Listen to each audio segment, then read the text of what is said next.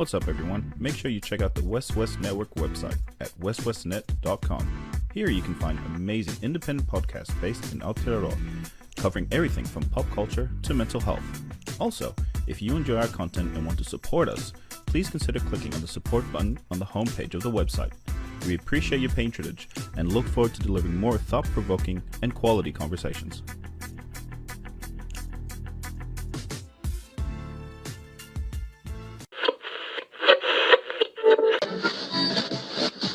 West, y'all. Cheers, guys. Thanks for having us, mate. Yeah, thank you. No, thanks you guys for coming back on board the 135 bus. And I think you've been here a couple of times already. Yeah. So it's good to catch up and meet Sam. Yeah.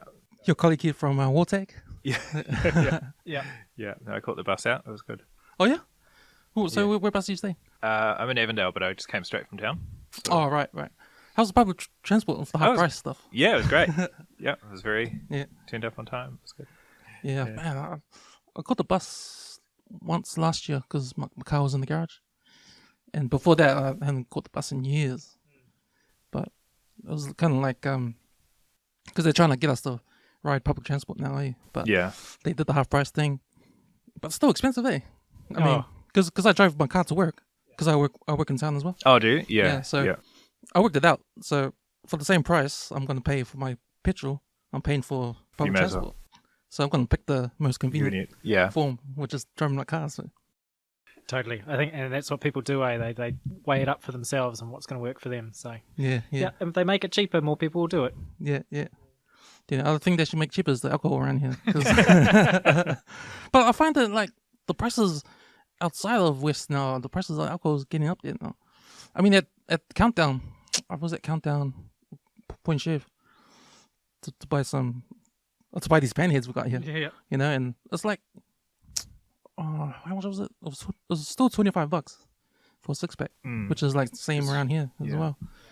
So I don't know if it's part of the whole supermarket monopoly, dual monopoly.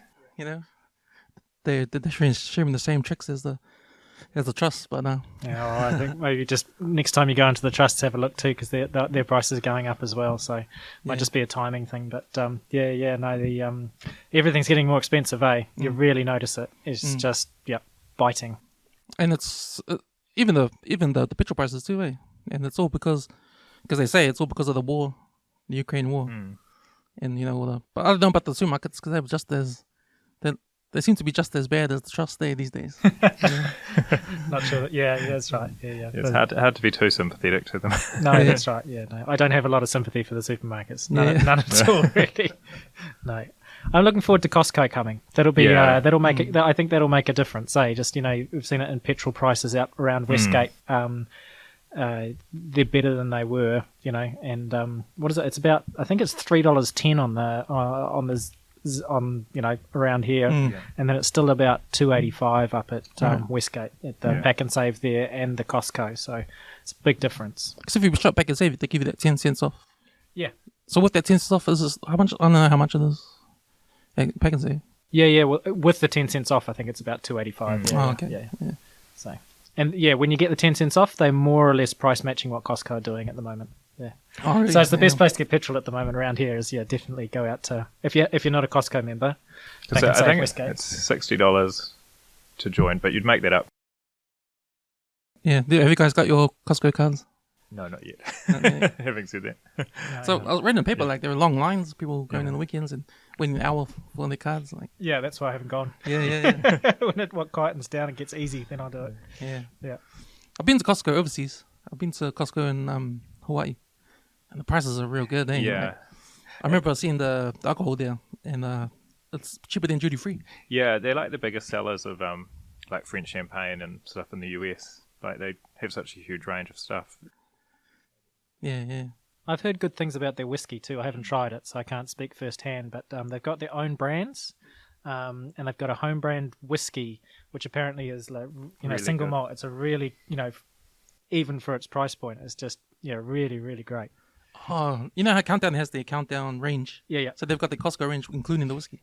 Yeah. It's got a I can't think of the name of it. It's got you wouldn't know it's Costco. It's like it's a brand name, But So what have you guys heard about Costco selling alcohol? Because they're in the trust zone. What's happening there? They just can't. do it. Yeah, apparently they before they when they announced they were moving to New Zealand or wanted to open in New Zealand, there were sort of attempts to negotiate a deal or somehow get around the monopoly, but it's been pretty vague about what happened. Just that they were unsuccessful because short of the trusts agreeing something, they can't. It would require like a statutory intervention, so it would need to be the actual statute would need to be changed. So they just have I guess gone and decided that they'll still sell stuff and just booze won't be part of it. I wonder if they knew when they signed up for Westgate, eh?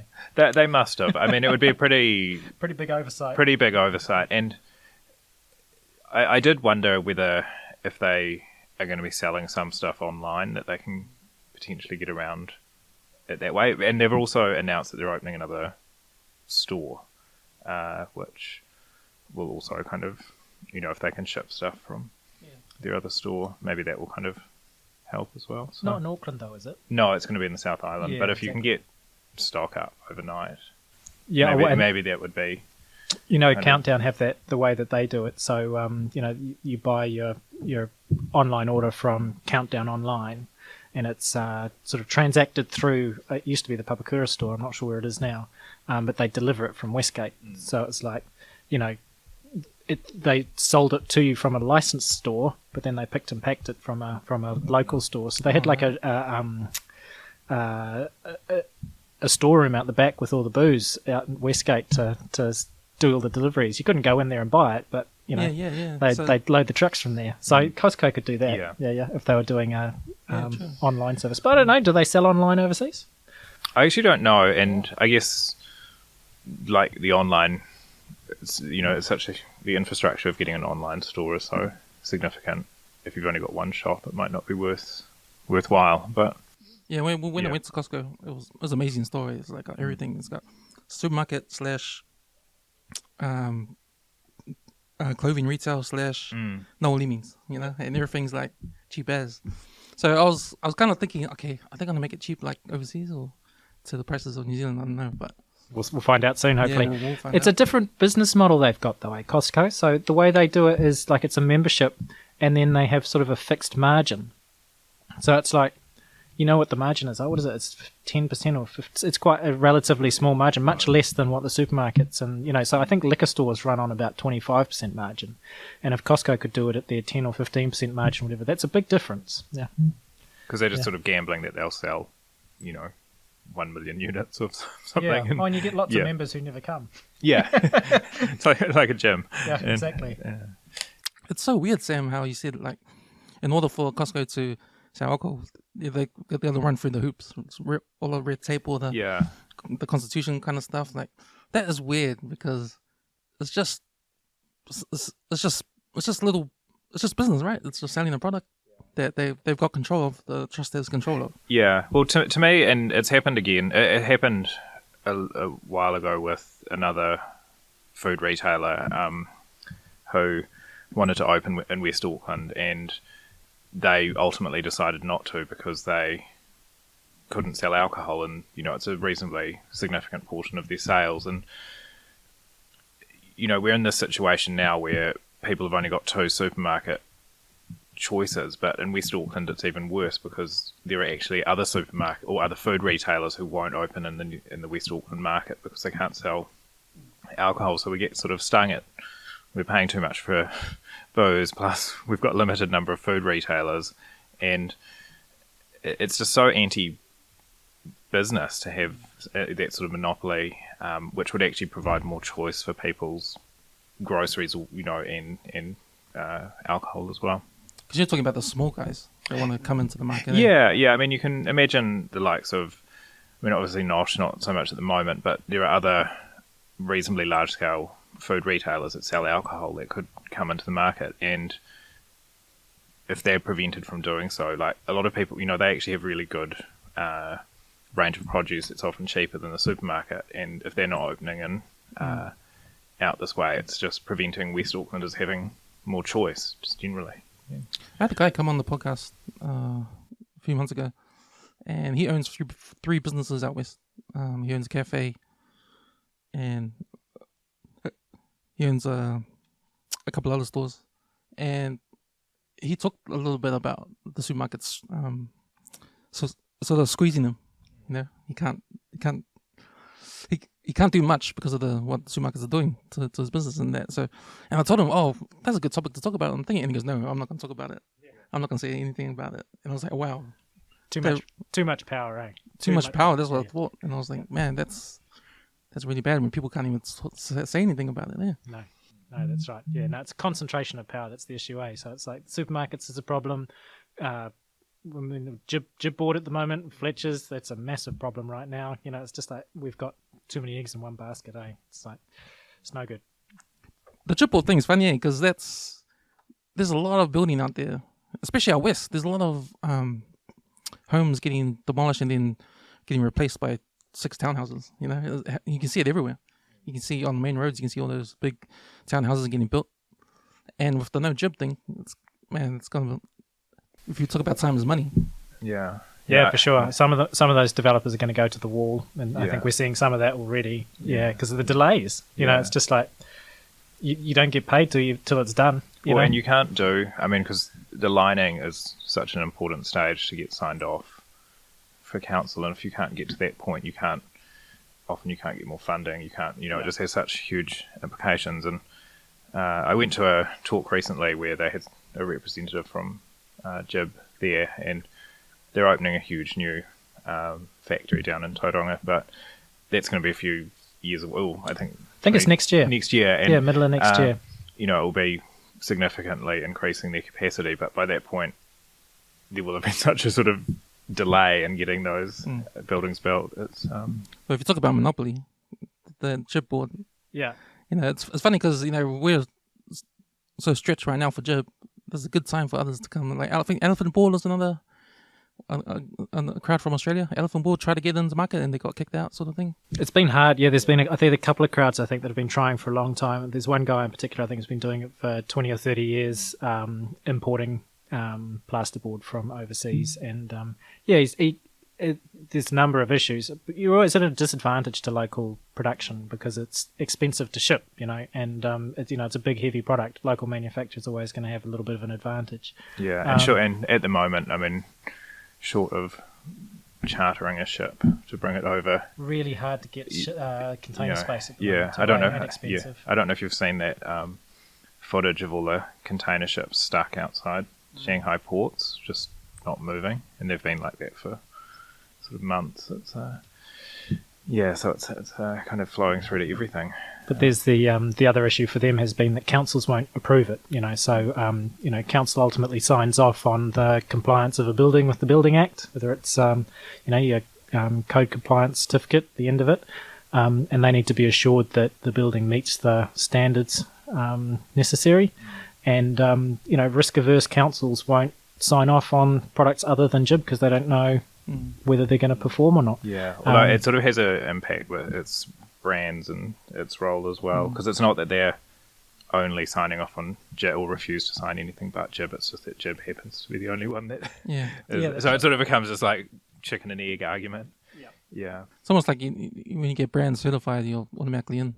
Yeah, sort of thing. Yeah, to some extent, real expensive for companies. To some extent. But I think some of those Jib alternatives have they've gone through the hoops and they have they are whatever, but the council still won't accept them. There'll be different, without going into the knowing all of the details. But Jib doesn't just line your walls. It's a bracing element. As well as in the wet areas and stuff. It has the aquaboard or whatever it is, Aqualine. Does certain other things as well, and so you'd have to get all of that assessed to totally substitute out your Jib board for a different brand of plasterboard. And I think the council as well, the whole saga with leaky building stuff, they're really they're so risk adverse because probably rightly so, that they don't want another $23 billion problem on their on their books. It's because ultimately it's just ratepayers that end up meeting those costs. See why they're risk averse, and I think since leaky buildings, the public sentiment is the same too. It's like we can't take risks on this stuff because you'll end up with this. If you tried to change anything, the public outcry would be, it'll be another leaky building scenario. You can't do that. Oh, well, but at the same time, like at the moment, council effectively has a monopoly on signing off buildings to say they're. But they've tried that before, and it was a disaster. They tried opening up certification to the private sector, and it was terrible because the companies went into liquidation, and the insurers they didn't have insurance, and so that is actually an example of where a monopoly is a very good idea. Opening certification up to private sector would be based on historical examples. It's not a great. We don't have a great history of it.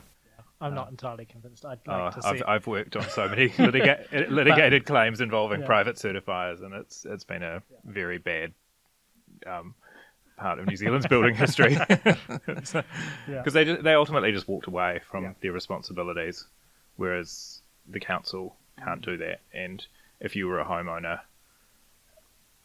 and you were dealing with a private company that had just vanished into thin air, whereas if the council had done that, you would have some recourse against the council. And I just don't, I think you can't put that on people to say, well, because this private certifier signed off on your house,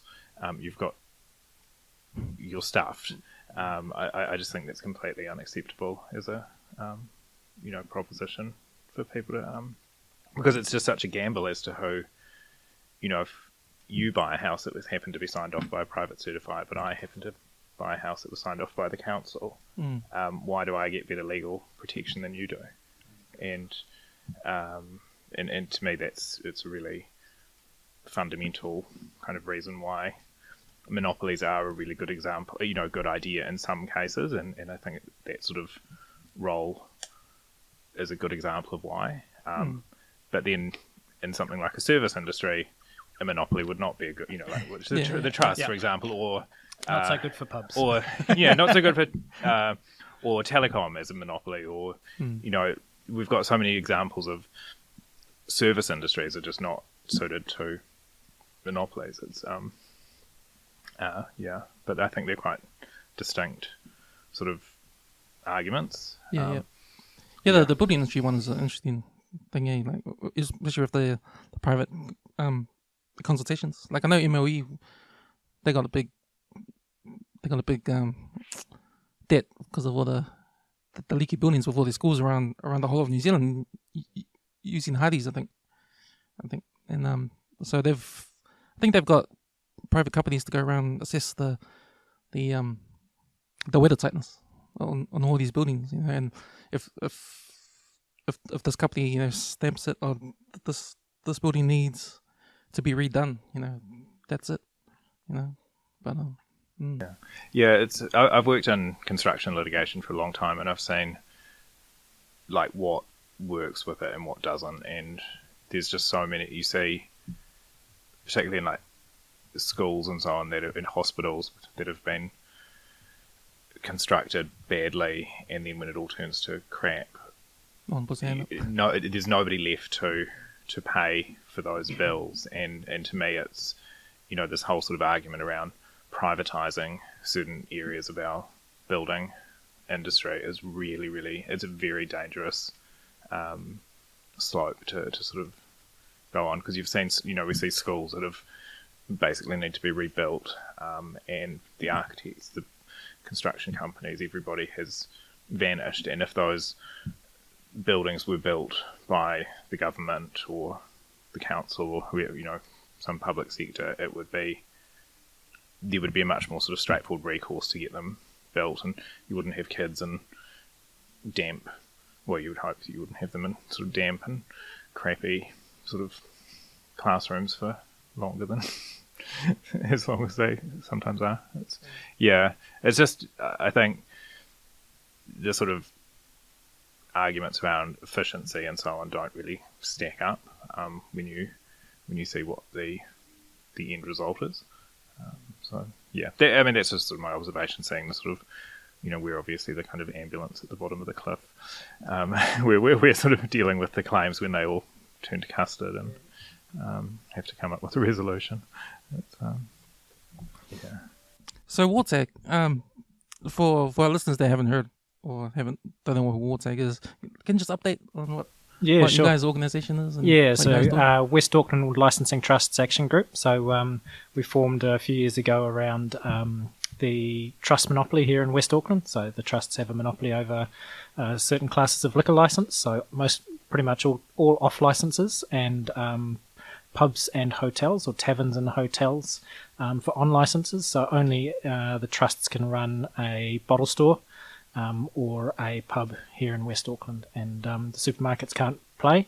And if you're a private person, you want to open a bar, then you have to be very careful that your bar is actually a restaurant that serves alcohol and not a bar that serves food. So that's kind of the starting point. We don't really, as a group, our sort of reason for being is to advocate for competition for the end of the monopoly. As I said, we've been about 3 or 4 years, I think it has been, since the group formed.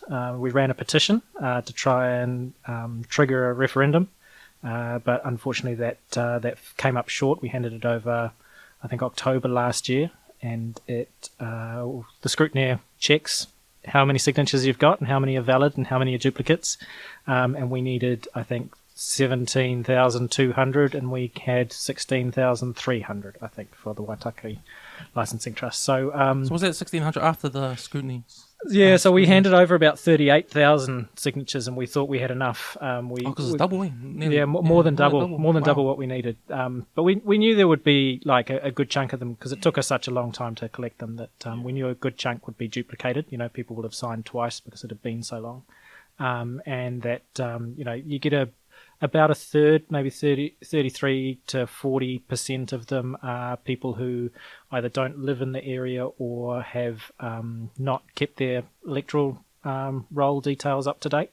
So they do live in the area, but they're not enrolled to vote in the area. So so you lose about a third to sort of 40% of your signatures that way, and then you got the duplicate. So we thought we had enough. We thought we were reasonably safe. That's why we handed it over.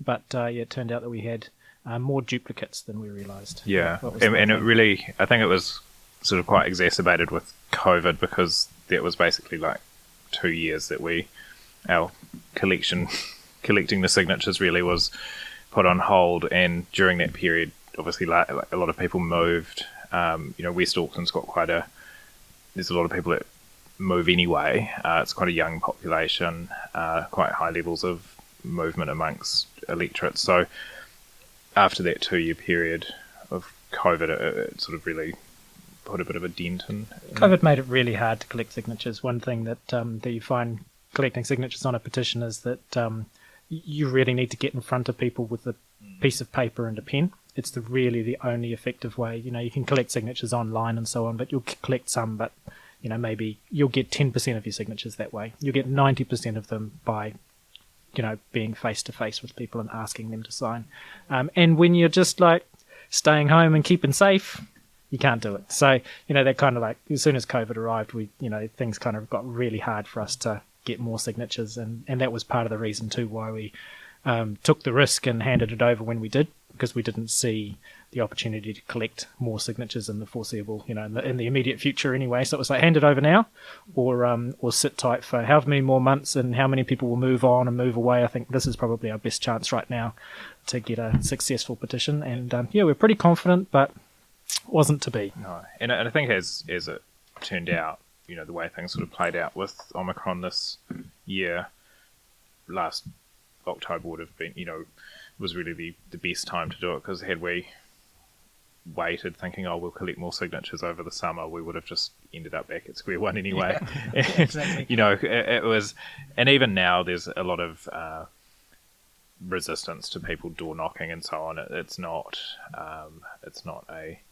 people are still pretty cautious about having random people turning up on their doorsteps. Yeah. So, because I remember, Nick, you were saying last time you were here on the podcast, that was a way to get signatures more effectively. The door knocking thing, but it's the kind of thing that no one really does these days. Yeah, it's very very energy intensive, and I think it's, unless you're extremely well resourced as a political organisation or a charity or something. It's intensely time consuming and expensive, and there's a lot of sort of hurdles to overcome to do it. It's, WALTAG's journey has been well documented in the papers and stuff, and especially spin-off likes you guys. They always do those long investigative reports. What are you guys up to? Spin-off's been good. Spin-off's been good. Like because how Nick and I and the other WALTAG people kind of came together was I wrote a piece for the spin-off. I knew Rebecca Stevenson, who was the business editor at the spin-off, reasonably well, and she asked me to do something about the trusts, and so that was published, and then it kind of, I don't quite know how it happened, but we all just sort of formed this group. We met one day, and the spin-off has, over the course of the years, just, I wouldn't say they're sort of sympathetic, but they just offer, because it's sort of largely opinion pieces, it does give you a platform to sort of advocate for our view. And I mean, to be fair, they've also had pieces from the trust's CEO, so they're not entirely one-sided, but they've just been really, as a way of kind of getting our message out there, it's really effective, because even though the licensing trust issue, it affects 250,000 West Aucklanders. It's not really like something the mainstream, the Herald or Stuff. Well, the Stuff has, to be fair, but it's not the sort of thing that attracts like TVNZ or TV3 kind of news, or even the Herald. Really, they have got more involved as it's kind of we've got further on our journey, but but the spin-off has been right there from the start. Yeah. Well, what are the kind of responses? Oh, because when the media, like those guys, approach you guys, what kind of response do you feel you're getting from them, from the media? Are they thinking, "Oh, let's find out about these guys. Oh, these guys make sense. Oh, I want to support these guys too." Yeah, I hadn't really interacted with the media much before WALTAG happened, so it's been really interesting actually. It's lots of lessons from that, and each report is different. They're very individual, and actually it's been a real eye-opener for me as to, their own opinions really do shine through in the way that they write and the angles that they take.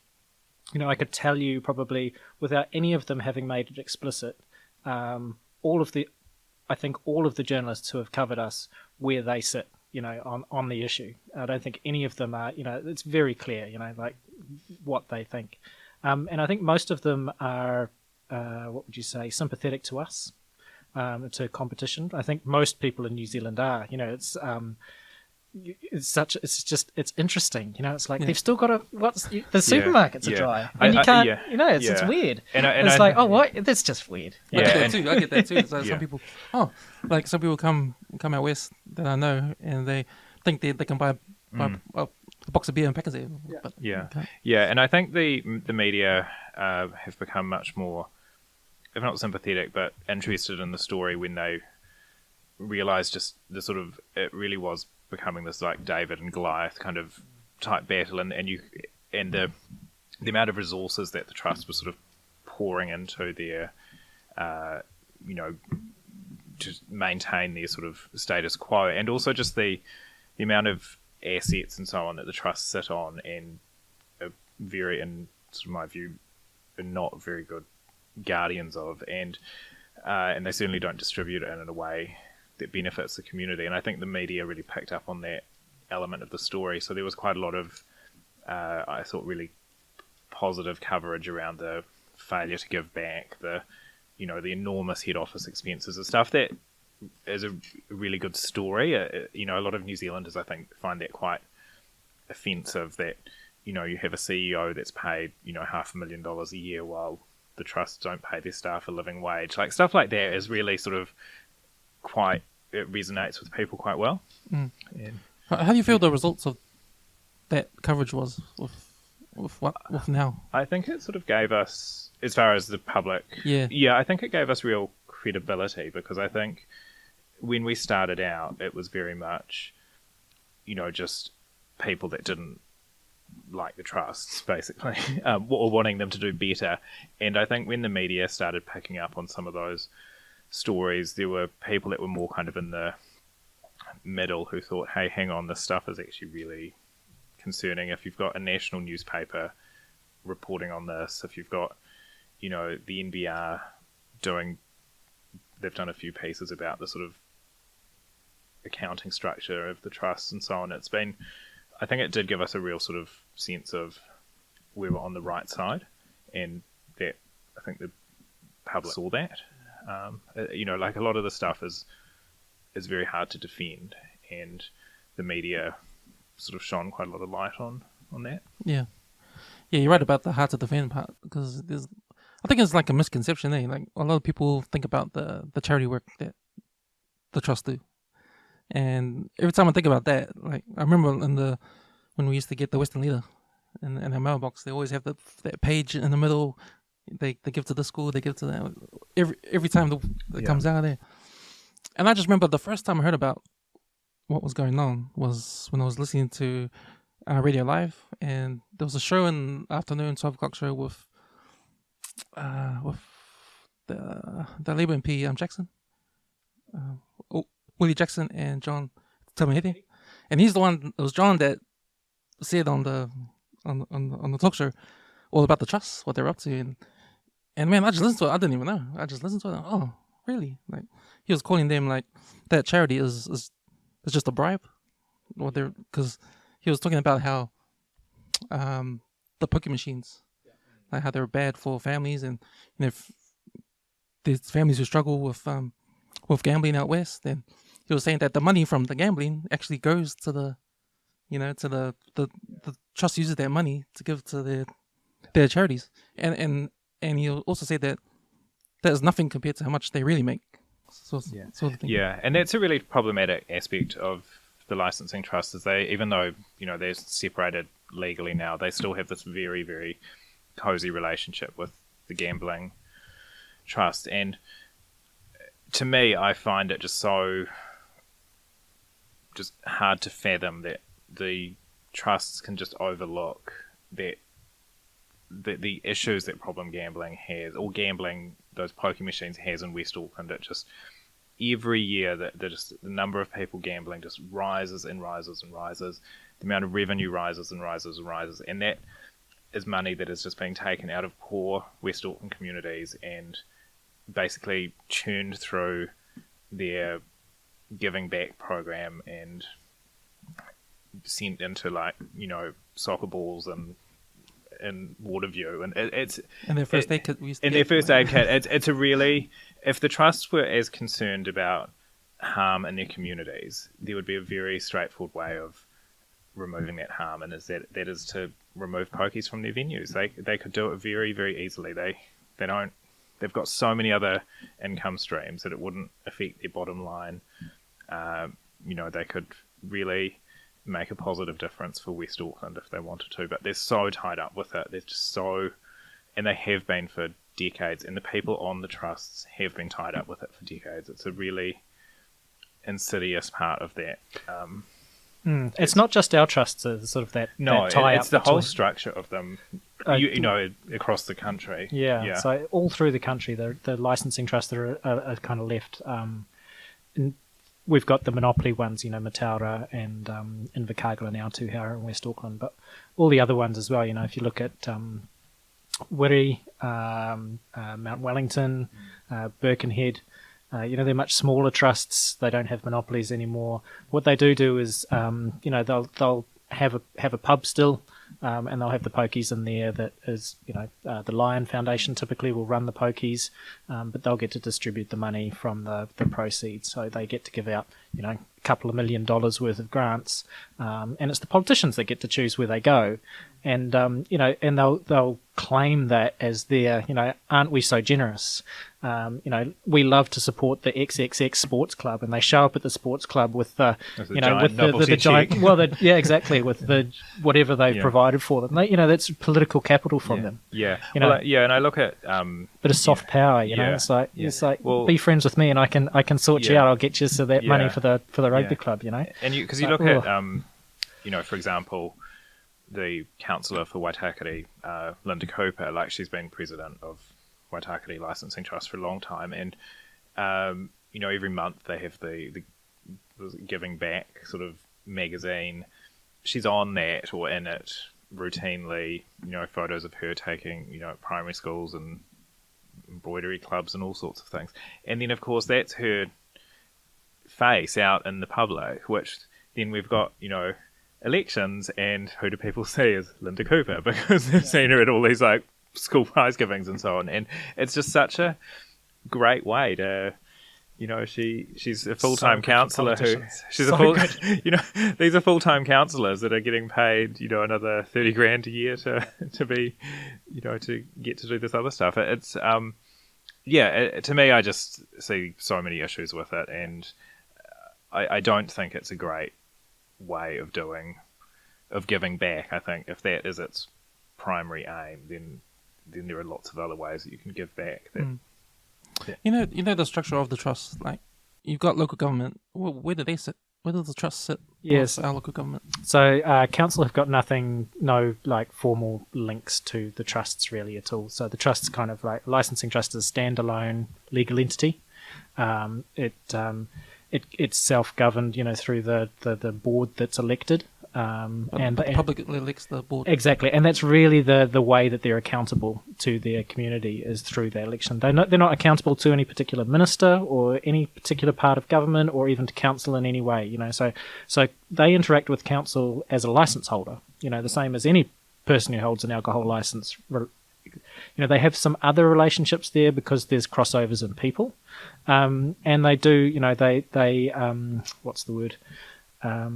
They work together to appoint the electoral officer. I think they have because they do their elections at the same time. So rather than doing it separately, they get Auckland Council's guy to run both elections at the same time, stuff like that. But there's, they don't answer to council. If council wanted to do something, they could send in a nice request, the same as anybody could. And that's been one of the problems with them for a very long time, is that there was a report in 2014 where the Auditor General just sort of said, this is a significant concern. There's so little public oversight of these organisations which are sitting on, in West Auckland's case, $100 and something million, and there's nobody that sort of, there's no public minister, or there's no minister or who looks after that. And whilst the trustees are, essentially there for the public's protection, these are people that are elected by 12 20 if you're lucky, so they hardly like have a great mandate for acting in the public's best interests, and it's a really, I think it's a real deficit in our local government sort of democratic process, how little they are actually controlled by anybody. It's very hard to sort of rein in poor behaviour, and it's really just sort of self-governing, which is... Yeah, it's an interesting one, Cam, because it's like, again, this isn't an issue to do with the monopoly as such. It's an issue to do with licensing trusts everywhere. So, what you do have is these entities that in some cases hold large amounts of assets, right? So, it's, not billions of dollars of stuff, but, there's enough public assets, public funds there to be, it's of value. So, like our licensing trust, I think about 130 million now would be my guess as to what their asset value is, what they're worth. Somewhere like Mount Wellington, they've got that big hotel complex, what's it called? The Waipuna. And that's a valuable asset. That's a lot of land, and so there's a big chunk. So it's a public asset that someone's managing. The turnout, and the only way that they're really accountable to the public is through these elections. If you went on the street and asked someone, how do you reckon the Mount Wellington Licensing Trust is going? It's like, who? It's like they don't care. There's no one. And do you reckon, like here in West Auckland, we've got us, who are pushing buttons at the media and looking through their books and kind of creating at least some level of accountability. Do you think anyone's doing that at Mount Wellington? No. Nah. Anyone doing it at Wiri? Nah. No, these guys just, basically... Unless they're cooking the books, the Auditor General's not going to pick them up, and there's no minister looking at it. There's no one, it's just... I They mean, just show up and hand over the checks and get re-elected. You know, it's like... Yeah. And for a long time, they were sort of run like little fiefdoms. Fiefdoms, really. It's probably the only way you could sort of describe them as that. And they could really sort of control quite a strong narrative, certainly in West Auckland, that they were some sort of like vital part of West Auckland's culture, and you know, we would be, you know, worse without them, and because they could just they were such a big part of our sort of landscape for a long time. They're very, yeah, it's an unusual experience seeing them and just seeing the people, the personalities and so on that are kind of involved in the trusts. Yeah, it's funny because when I think back, I wouldn't have known unless I listened to the episode in real live. But after that, I actually really thought about it and looked into it just myself. Look around West Auckland, what a hospitality scene was, and then you look around the rest of Auckland, we're way behind. You know what's going on, and you think why? And then when you find out that most of the bars around here are owned by the trust, you know, run by them, then you realize, okay, so any new ideas to make these bars vibrant? No, there's not. No, and I would be so much more agreeable to them as a organisation if their venues were really successful and they were saying, yeah, we are, you know, we've been voted like the top restaurant in Auckland, you know, we're doing such a great job, our bars are, you know, really profitable, we've got people coming from all over the city to them because they're so fantastic. But it's not the case. You go into them and there's tumbleweeds rolling through the middle of them because they're empty, but the amount of money that they spend to fit them out is just... I remember meeting with somebody who worked at the trust when I first got involved in this, and he said that our local bar had a $600,000 renovation. 600. And I thought, what, new glasses? Yeah, and I was like, that is crazy sum of money. It's just, but considering the bar, I mean, well, you're talking about the tap house, yeah. But any bar, I mean, it's a lot of money, but you've been like. You could spend $600,000 on a bar. You could lay out $600,000 on a bar easy, but not the tap house. No, but the bars that are... but what I think frustrates me is that there are business people all over New Zealand who are doing really great things with hospitality on a fraction of that budget, who are making profitable venues that people actually want to go to, that are making their town centres really like thrive, and then you think, the trust can't do that, and they've got a monopoly, and they've got more money than they know what to do with, and their places are still terrible. Yeah, they just. But what they're doing, they're pushing out the creativity. Yeah, the creativity is outside of Auckland. Yeah. Because these bar owners, these entrepreneurs that own bars, they know because they've been around the world. They've seen other bars. They've come back home. Yeah. And they've decked their place out. They know what people will want. Yeah. You want and stuff, you know, entertainment or nice. A nice decor. How to be sociable inside, like. Have a and also that those kinds of people will, you know, that run hospitality will say, okay, well, I'll give it a go I'll run a like pop-up venue for a year and see how it goes, and if it doesn't work, it doesn't work. You know, they've got so much more agility, whereas the trusts are like this big sort of like, you know, they're sort of like a giant container ship that just moves so slowly.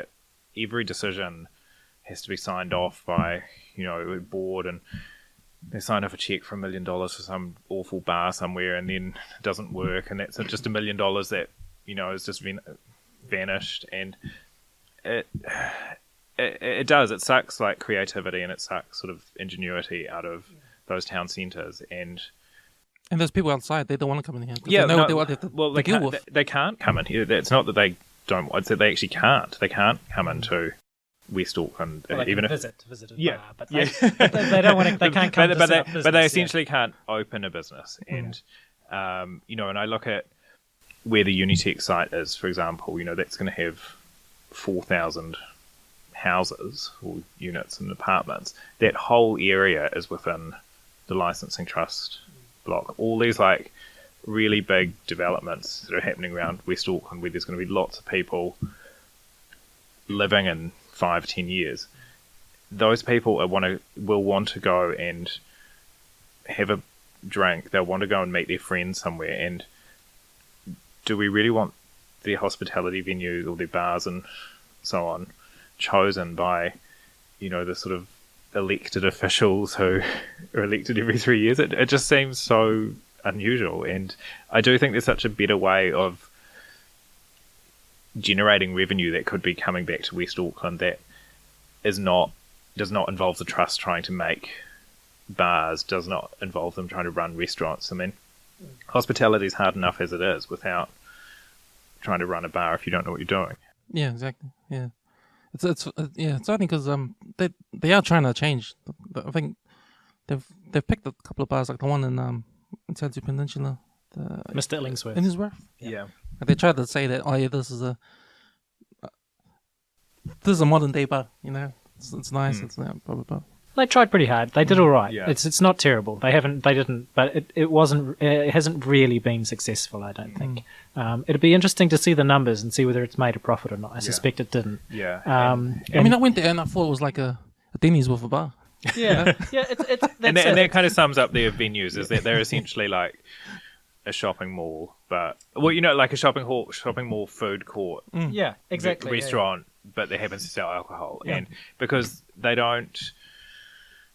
They lack that creativity. Yeah. Yeah, exactly. And I mean, theoretically, there's nothing stopping a licensing trust hiring someone very creative or creating really, cutting edge bars. There's nothing fundamentally stopping that, but it doesn't happen. And you kind of got to look at. There's a couple of reasons I think for that. One is their governance structure. So you have a committee of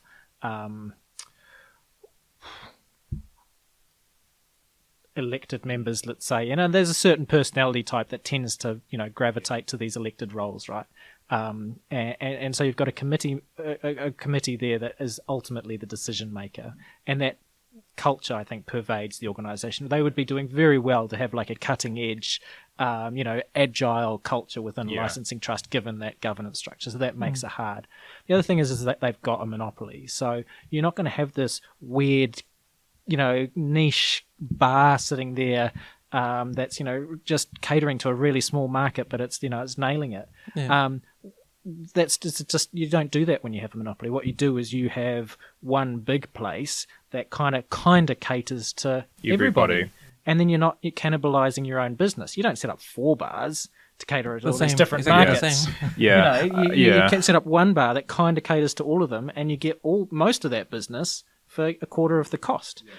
So you don't, you're not competing with yourself. Yeah. So you end up with So I think the trusts, you sort of think, well, what's stopping the trusts doing a better job? It's like you could make them better. Yeah. But you'll never make them as good as creative people just coming and doing something that they've got a vision for, and they'll deliver so much more. Better choice for us. That's what competition does, right? Someone with a better idea comes along, builds one. Yeah. Other people look at that and maybe I should do this. Survival of the fittest, cutthroat. If it doesn't work, you're out. I mean, they take the risk. Sometimes they win. Usually they lose. But some of them win big, and it's enough to keep them coming back. Because I think Hang About would have been gone long time ago. Yeah. Oh, all of them. How can that place, like, it was very successful at first, yeah? It was great. But it hasn't changed. No. But I think it's sort of like fundamentally, and this is certainly like the culture we've kind of encountered with many of the trustees, is that they really struggle to see that, A, there's anything wrong with the trust are doing at all, and B, they really struggle to see that there could be a different way of doing things as well. So, like, I remember the first meeting I went to, it was a public meeting, and I said to one of the trustees, well, how do you know that the decisions you're making actually are acceptable to the public? And her response, and I'll never forget it, she said, oh, well, I get elected every 3 years, that's all I need to know. And I thought, yeah, you're elected by like 20% of the population. What about like the 80% of people that didn't vote for any of you? Oh, they don't want to know. Because if they do, then they might be voted out. And I just thought that culture is so... It's such a big part of how the West Auckland Trust operate, is that they have refused to acknowledge for so long that there was anything wrong with how they were operating. They just lived in this complete sort of like la land. And so I think the reason they refused to consider that their venues needed to be improved at all was because they thought they were fine. And, some of them do still think they're fine. They think, oh, well, there's nothing wrong with our, 7 bars or whatever they have. But I the other thing that I think it just sums this up to me is on the evening of the last local elections in 2019, seeing a whole bunch of recently elected local government people, including licensing trustees, who weren't even at the tap house. They were at the local restaurant in Avondale, and I thought, you're licensing trustees and you can't even support your own bar. You're not even down there drinking, you've gone to They went to the local cafe to have a celebrate. You've gone to the local cafe to have a glass of wine. And I thought, they won't even support, it's that whole sort of like what's good for others is not, it's a very sort of frustrating dynamic, because I think if they were a bit more receptive to change, we wouldn't have sort of encountered some of the difficulties with them. There's little changes they have done, like with Ms. Ellington. I think they've brought in Liquorland. Yep. Yeah. Well. And what they have done that without you, if it weren't for you guys, was that a reaction to what you guys are? I don't think though. I don't think they would have brought in Liquorland, because for so long they vehemently denied that they were more expensive than any other retailer in New Zealand. They, on record, would say our prices are competitive, West Auckland has nothing to worry about, and this whole thing about the trust being too expensive is a complete beat up. And then as people became more and more, I think, cost conscious about what they were charging, and I think the last few years where they had that complete disaster with selling alcohol during the first COVID with the online, or you bring them up there. I mean, it was just a complete. It was embarrassing. It was actually embarrassing to see an organisation that disorganised. But I think they did realise that there was a perception that they were expensive, and a reality that they were expensive as well. So, but at the same time, they were licking their lips because they were the only ones selling spirits. Yeah. Oh yeah, I mean, there were people driving up from Hamilton and to go and buy so much to unpack. It was just extraordinary how badly organised they were on that. I just couldn't believe it. It was just so strange. But I don't think that they would have gone through with the Liquorland deal because it just they'd gone from one extreme to the other. They'd said, our prices are fine, the range is fine, West Aucklanders have got a really great retail environment to buy alcohol from, and then have completely flipped and now said, they've got another option, competitive pricing, and so essentially agreeing with the very things that people were complaining about a few years before. So because I remember reading an article on the Herald, I think, was it Alan Pollard? Yeah. He wrote an opinion piece. I think he did too, and I think there was Herald's way of you guys doing both opinion pieces, and we'll put it up there. But I read both of them. It was pretty interesting, especially Alan's one, because he had talked about how, we brought in Liquorland to help with the pricing thing. They're going to have the same prices they have all around New Zealand. Yeah, the Liquorland thing's interesting, right? So I don't think they would have done it if we hadn't started making noise. But the Liquorland thing's good. Like, it's a real, you can sort of, criticize it on a number of fronts as well. But I think overall it's a very good thing, and for a number of reasons. One, they do nationwide specials, right? So Liquorland and the trusts honour those. So they run the same specials as they do elsewhere. So, and they're not the same specials as they are at Westlick. So you got 2 options now, whereas we had 1 before. So 2 sets of specials instead of 1. Most people have got 6 sets of specials. We get 2, but 2's better than 1.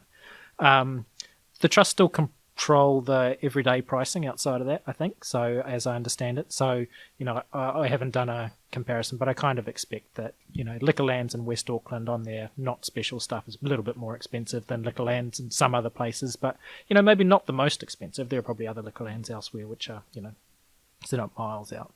But the other thing that Liquorland does is it sets the trusts up for competition, right? So they've now got within their business a model that would work with competition. So their supply chain that feeds those Liquorland stores is all hooked into the Liquorland supply chain. So that's through foodstuffs. So they could just if we were to get competition, if we were to lose the monopoly overnight for whatever reason, let's say Parliament just did it or whatever, the trust would be able to, they know how to run a franchise that works in a competitive environment.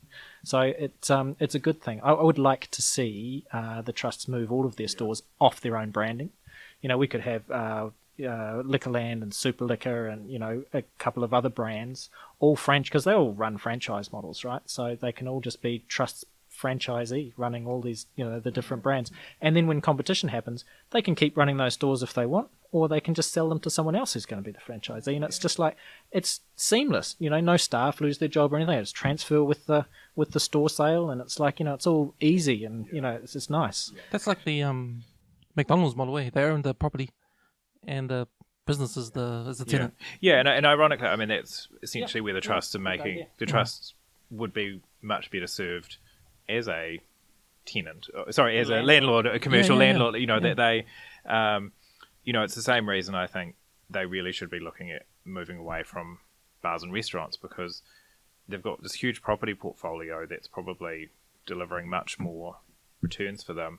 And rather than sort of face a sort of, because I think eventually the monopoly will go, it sort of seems like an inevitability to me.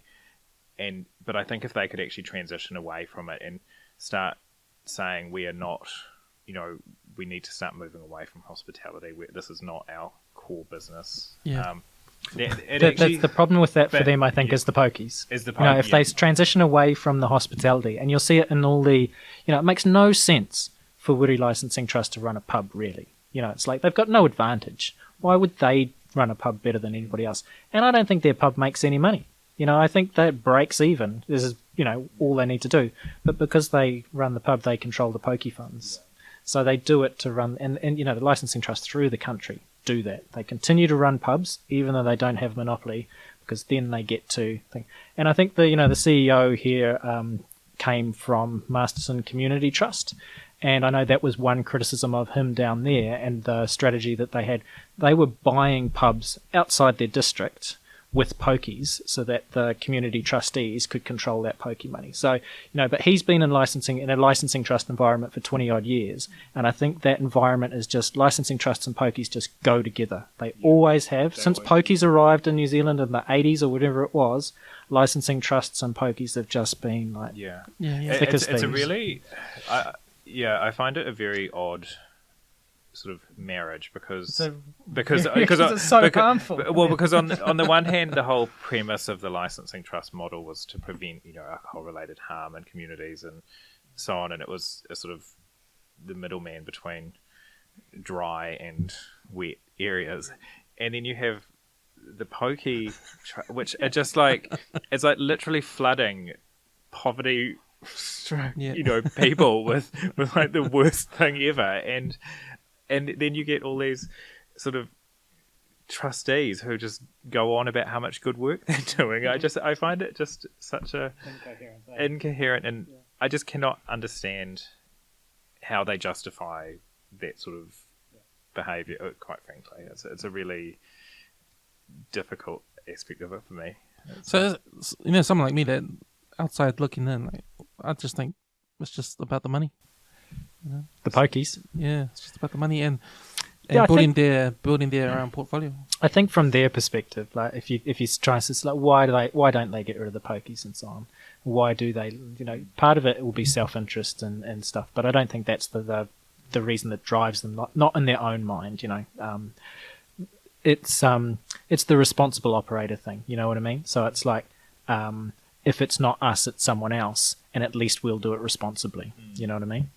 So I think that's probably what makes them think it's okay.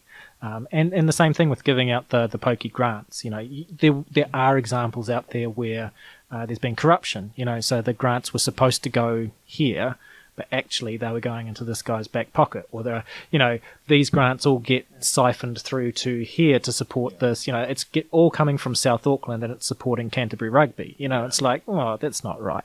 So there are arguments to be made to say that, like, what, the trustees actually do a better job. They know their communities better. They direct the money to better places than. And that was the other problem they had. Like, it was the transparency, the lack of transparency, and the fact that the public don't really know. Not because they don't know, or want to know, because they don't even know anything like that. It's been a huge shift there. There's a massive improvement, and that would not have happened without us. And that's like specific, making requests, fighting it for a couple of years through the ombudsman coming back and saying, no, you have to let this go. I mean, Nick was pretty much relentless on some of those, because they were just... It's hard to imagine an organisation that was so unwilling to provide information that it should. And you talked earlier about, the connection with the trust and council. And so obviously council and its organisations are all captured by legislation around what information they have to provide to the public. And the licensing trusts for years would say that they had no obligation to provide any information. It was so there was no means to get the their sort of high, that we get the high level financial stuff, but anything beyond that was almost impossible. It was, and for an organisation that talks a lot about transparency, it's quite sort of galling when you can't find out that, and even now, we don't know which of their venues are actually profitable or not. We don't, even if their hospitality business as a whole is profitable or not. It's been an interesting journey, the transparency one. So like there was I sent in a set of information requests in early days, and the CEO at the time was Simon Wickham, and I think their view was that they weren't actually subject to the official information legislation, Legoima, because they were not actually a licensing trust. He worked for the joint venture that manages their business, and their view was that, actually we don't have to answer this. So he was a real asshole, bluntly, and just stonewalled us completely, like to the extent that it's scarcely believable, and he wouldn't respond to the ombudsman either, as from what I can tell, having conversations with them. They were just like, they were stonewalling the ombudsman. And I think the ombudsman got quite pissed off with them. And eventually, but they're so slow. The ombudsman just goes for, takes forever. It's the best part of 2 years before you're kind of anywhere. And then they changed, and in the end, it was sort of resolved when they changed CEO. So when Simon left and the new guy came in, he just wanted to clean it all out. So he wanted, I think, to get off on the right foot with the ombudsman. So they kind of negotiated that. And so we kind of got the information that we asked for. And the new guy has taken on, Alan Pollard has taken a much more, much better, but at the same time, like, the ombudsman was very clear that they are subject to Legoima. Whether they work for the joint venture or work for the licensing trust itself is neither here nor there. And so that they do have to let it go. And Alan's approach, I think, has been he's got better legal advice is one thing. So they changed legal firm, but he's still he'll meet his legislated requidement. So he won't go any further than that. Yeah. So whereas the old guy was just like, the previous guy was just like, I don't have to give you shit. The new guy is like, I understand that I have to give you stuff, but I'm going to fight every step of the way to give you as little as possible, but I'm going to meet my obligations. So that's like some massive improvement, but it's still not transparency. So one thing that the ombudsman actually ruled against me and sided with the trust was that one thing that I'd asked for was how I wanted to know how each of their different parts of their business were going. So give us a profitability analysis. Show us your profitability analysis for your retail, separate from your hospitality, separate from your investments. And I know they do it. I know that's in their board papers. So the information exists. It's there in straightforward terms. They just have to decide whether to release it or not. And the ombudsman said that actually that might give up some competitive advantage. So that might... and so that was on there. But I mean, it's... competitive advantage to who though? Exactly. No, I no mean, one's coming in. Yeah. it's the ombudsman's ruling, so I accept it, right? You know, it's like, oh yeah, but really, who's going to look at, you know, what I want to know? I mean, what we'll see is that the investments are doing as investments have. You know, they've done well recently, and then probably in very recent times not so well. Retail does okay, and the hospitality is terrible. Because and because the whole argument we've sort of put forward, and we run into this quite often, is people say, oh, you know, you want to end the trusts, and we say, no, we don't. We want a better trusts, and a better trust is one that has better returns for the community. And how we would show that is by showing what the returns they are getting on their current investments. But you kind of need to know what those. And so, I mean, it makes sense that their hospitality is not doing great. You just have to go into any of their venues to know they're not doing that great. And they're sitting on a huge number of assets, which we've found. So chances are they're doing quite well from that. But it would just be really good to get a more sort of concrete idea of what the actual returns are. And because once you've got that sort of information, you can actually start painting this kind of counterfactual to what they have and say to the community, hey, they've got all this money, they've got all these assets. This is what the return could be. This is what they could actually be giving back to West Auckland. Instead of the $1 million a year, West Auckland could be getting like $6 million a year. Yeah, exactly. And we wouldn't be getting, because at the moment they're sort of giving back $1 million a year and spending $10 million on head office expenses. And we could sort of paint an alternate picture and say, well, $9 million of those head office expenses could go, you know, into something else. Like, so we could start having those sort of more detailed conversations with people, because up until now it's been sort of quite hypothetical assessment of their investments. Great to have more sight. Yeah. And through that, like, so we've got some information, you know, lots more information, but not everything we wanted, and more would be good. And I don't think it would be harmful for them. But that journey, like with the ombudsman and so on, the ombudsman process, at the end of it, if they find in your favour, you get the information. They don't get told off. There's no like, they don't get criticised. There's no fine. There's no nothing. It's just like you just get the information. You know, 3 years later than you requested it, but you get it.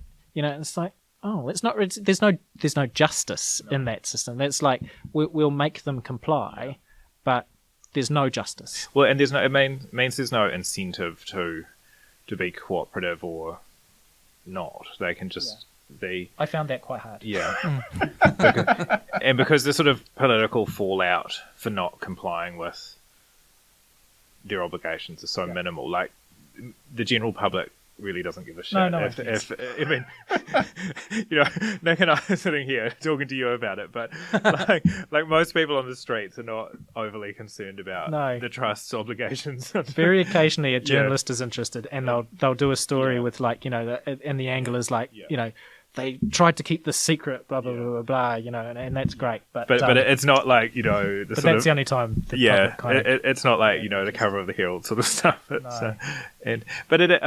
having said that, it is actually really important, because the trusts do sit on a big pile of assets, and you know, it is a lot of money. It is important that our elected officials do actually fight for their communities and make sure that these people are actually accountable. And so, I know, you know, we can be glib about it, but it is actually really important that there is transparency, that because there is nobody else overseeing it. No, that's right. Yeah. And you know, like, it's, if you just, one thing I hadn't requested, I'd love to request, but it would be pointless. You know, it's like, how much did they spend on, you know, you talked about Mr. Illingsworth.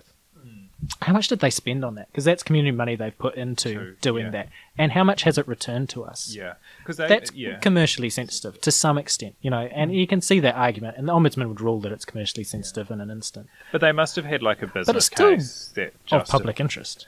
And they must have had, you know, in the same way that there would be a business case for a council expenditure for something, there must be some sort of, there would have been like a business case for those operations to say, you know, we're going to get this much return on, you know, if we're going to spend $1 million on our expected profit over the next 5 years is X dollars. And then if it hasn't returned that, people can start saying, well, you're making these decisions about hospitality venues. You're not getting the returns on them. Should you be doing them? Yeah. And so it just kind of refines a lot of those questions, and it makes the public, I think, it would be a much more informed debate because on the issues if people had more information. If they were losing money, on these places like Hangar, because they sold Black Soul, Yep. Yeah. and the Richardson, Richardson sold, yep. and your one, the Te Tavern hasn't sold. hasn't sold. No, Still there? no, it hasn't sold. Well, last I heard, it hasn't sold. So, and yeah, that's through unofficial channels. So I don't know for sure, but as I understand it, it hasn't sold yet. But the reason why they're still operating these places, and we know they're not making much money, it's because they can afford to still have them open, even though they're not making much essentially. money. Yeah. Well, each one's kind of different, right? So, like, the Hangar, they own that site, so they're not paying any rent. So it's pretty easy. Black Salt, they didn't own the site, so they were paying rent. So they were bleeding money there. When it's unsuccessful and they don't own the land, then it hurts. When they own the land, meh, they'll sit on it. It's like the Te Aratu Tavern. Oh, well, that would be worth a fortune. Who knows what that's worth, but it's sort of 10 to 20 million bucks for that parcel of land, right? And they would have been probably losing money each week just in paying the staff, to be there to serve the small number of customers that they had, So, but they had pokies in there. So, again, it's kind of like they'll keep it running, but sort of each one's on its own things. But if it's not successful and they're renting, then they'll get rid of it pretty quick, I imagine. Yeah, but you're right that they're sort of afforded this position where they can essentially prop up their entire business because they don't have to. If nobody comes into one of their bars for a whole week, it's no skin off them, which is probably quite likely, to be honest.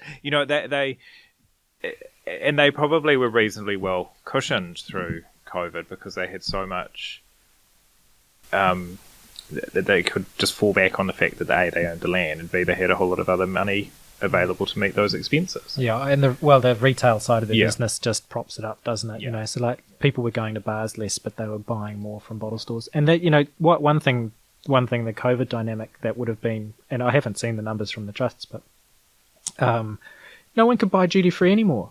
There was 20 or 30% uplift in spirit sales through bottle stores. Spirits have a higher margin than beer and wine. Like they would have been creaming it on the retail side. They would have hurt on the hospitality side. But they're, what is it?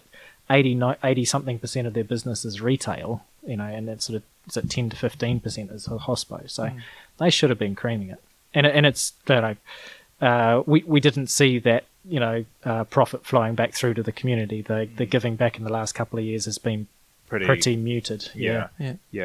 And I think the case has always been, well, from my perspective, is if you're not returning, I think they're returning about 1% of their asset value, that's not a good return to the community. Like, isn't it time that it's kind of incumbent on the trustees to start saying, hey, there's maybe a better way that we could give money back to the community, but you need to have trustees that are actually brave and asking tough questions and a bit forward thinking. I think the problem is they sort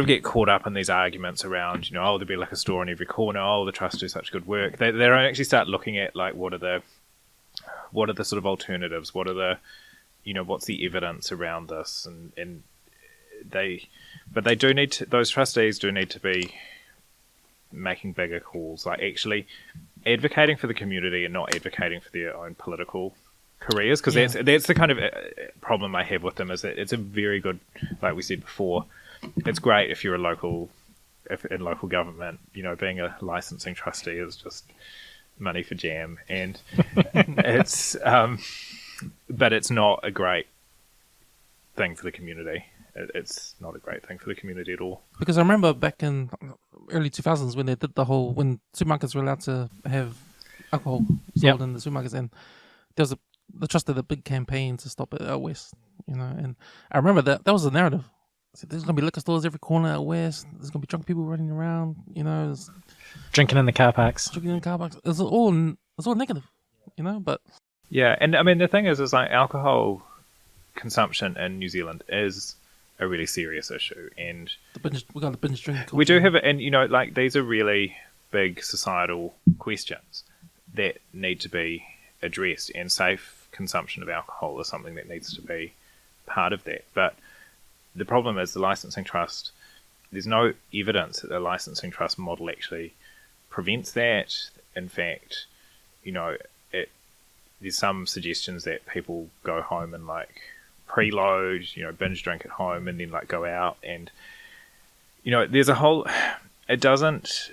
Because I remember when I was young, that whole preload thing was only because it was expensive to buy beers at the bar. You preload because it's cheap. Of course. And I mean the thing is, you see, like at the end of our street, we see people drinking in the streets anyway, and you see people drinking up at the Avondale shops, and it's not. And I don't think anyone is really advocating for. Certainly, I'm not. I don't want liquor stores on every corner. I don't want liquor stores outside local schools and things, or on, near corner shops. But what I do want to see is like a responsible sale of alcohol and good venues and so on. And I think that you can have safe sale of alcohol without the licensing trust, because if the licensing trust were the answer, then everybody would have them. And you just have to look at.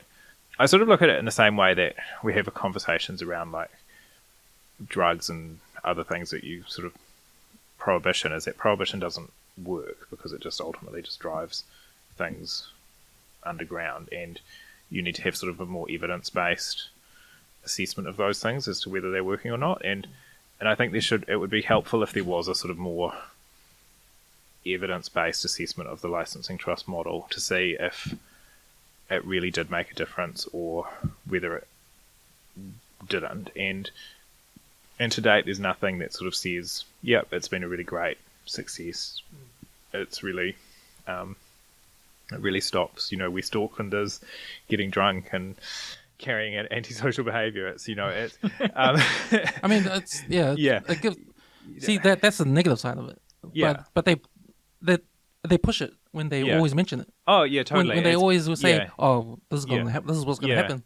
People are like, "Oh yeah, true. This is going to happen." Yeah, but and it's a really easy thing for them to point to. They can, because they can say, "Well, you'll get a liquor store at every corner shops, and you'll get all these like drunk people everywhere." It's like, well, that's not necessarily the case. It's if there's lots of liquor stores everywhere, then of course you will. But nobody's suggesting that there will be. And do they say outside of West Auckland? Yeah, it's not happening outside of West Auckland. Exactly.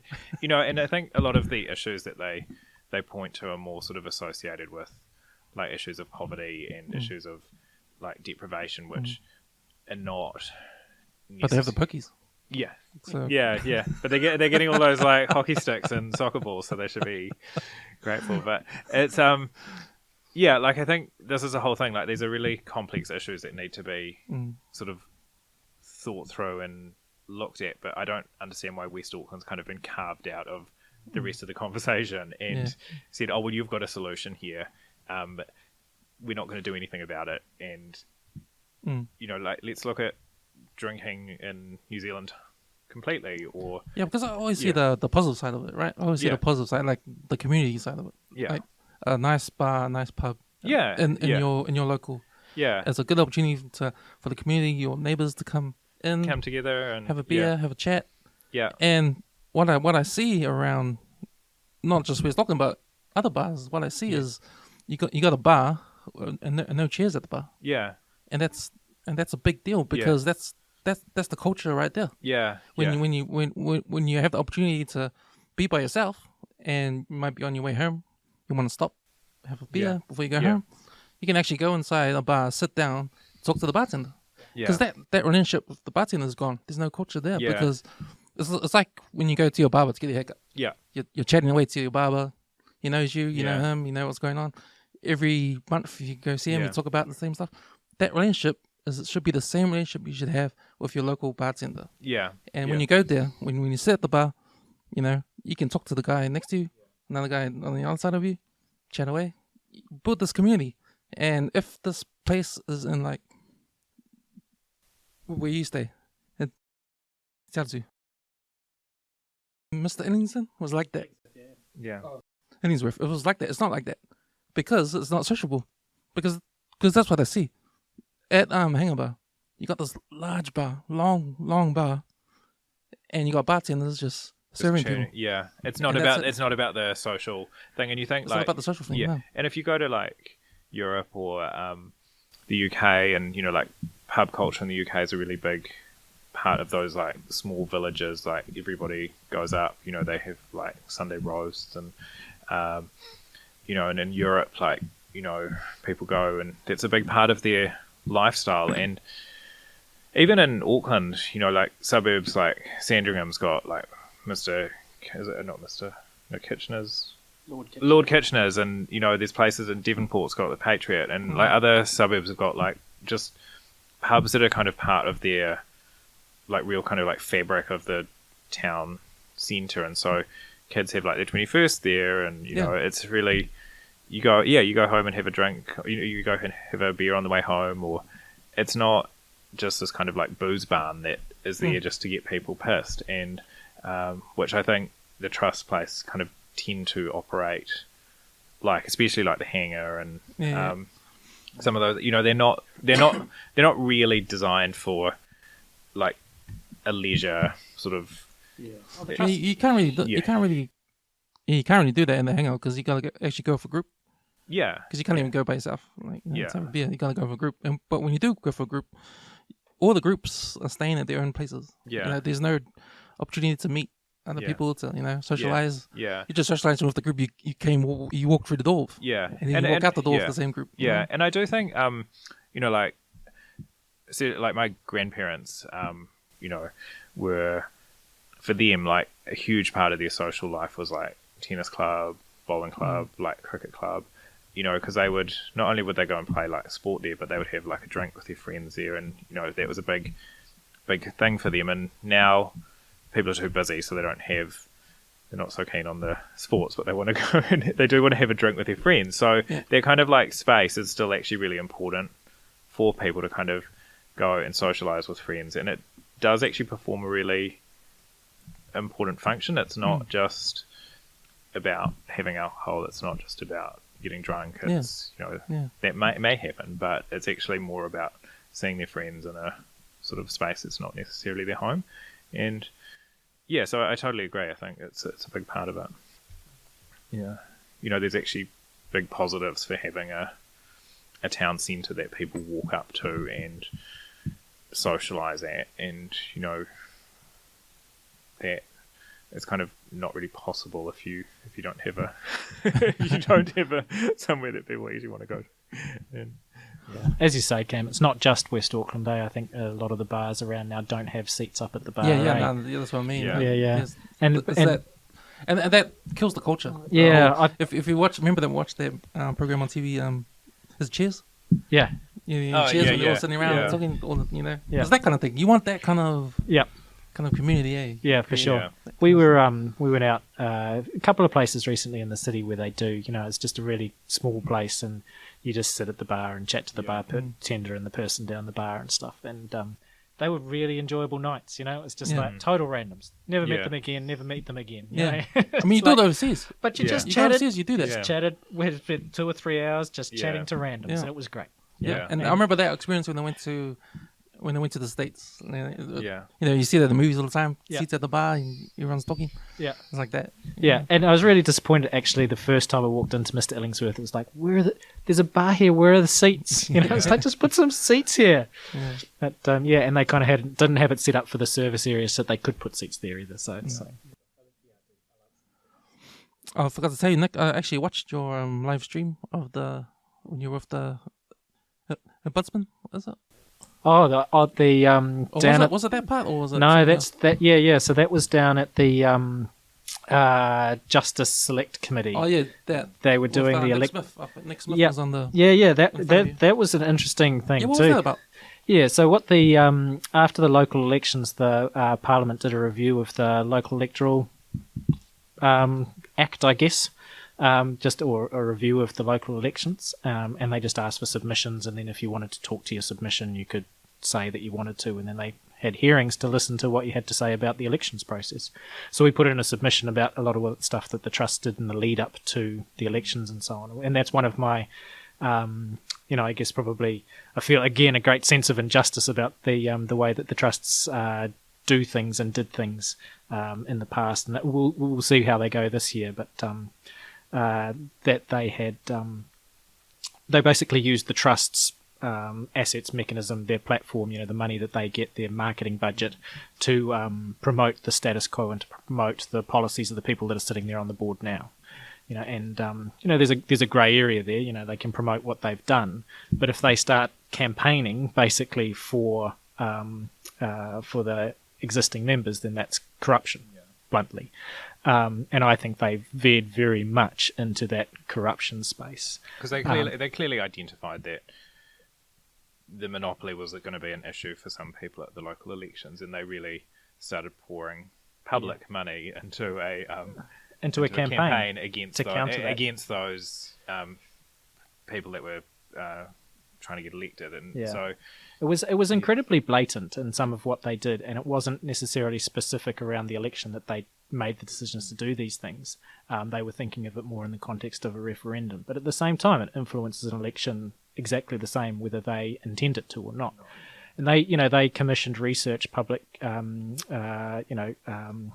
polling and market research and PR advice from a PR agency around, and the specific objective of the thing was to was it how to counter the WALTAG campaign. So this is public money that they've chosen to spend. Hey, look, a political opponent has emerged out of the community.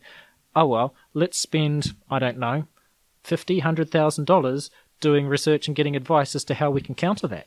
That's, in my mind, that's just explicitly corrupt. You just can't use public money for things like that. We didn't actually get sight of that research until after that hearing, but we presented what we knew at the time. So we knew they'd done research and we'd seen some of the questions. We didn't realise it was quite as bad as it really actually turned out to be. And the number of Facebook posts that they'd put out, it just ramped right up and peaked at the election. They ran the $1 million mission in the month of the election. They just did all these things that just culminated in, it was just so blatant and obvious. So presented that to that committee, and they were great. Nick Smith, he's got a real reputation for being an asshole, but it works in that committee because he just grilled Linda Cooper. He did, and I was cheering in my head. I was cheering when I was watching it. Yeah. But it was kind of non-partisan, because then Greg O'Connor, the Labour guy as well, also gave them a bit of a grilling. Asked them questions. It's like, would you? And if finally, Linda Cooper, having said, just avoiding the question, finally, right at the end, finally came out and said, so Nick Smith asked her, would you use trust money to promote the monopoly? And she said, no, we wouldn't do that. It wouldn't be right to do that, something along those lines. And that's, having already spent the money, commissioning that research and running a campaign that explicitly was doing that, So it's like, I don't know. It's just, I mean, it was great to go down, put the time in and do that. Nothing comes from it. Absolutely nothing useful. Parliament listens to that, they hear that, and then they decide whether they want to make changes to the Local Electoral Act. And, as much as it's like they'll look at that and go yeah, that's not right.